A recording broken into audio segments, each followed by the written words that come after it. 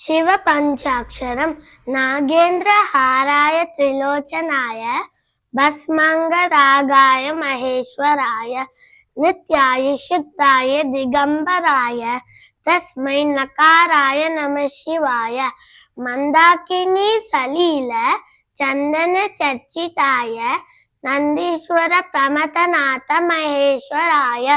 मंदार पुष्प बहुपुष्प सुपूजिताय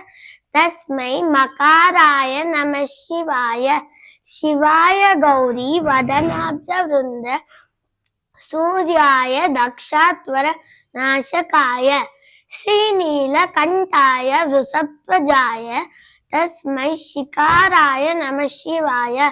वशिष्ठ कुंभोद्भव गौतमार्य मुनीन्द्र देवाचित शेखराय चंद्रार्क वैश्वानर लोचनाय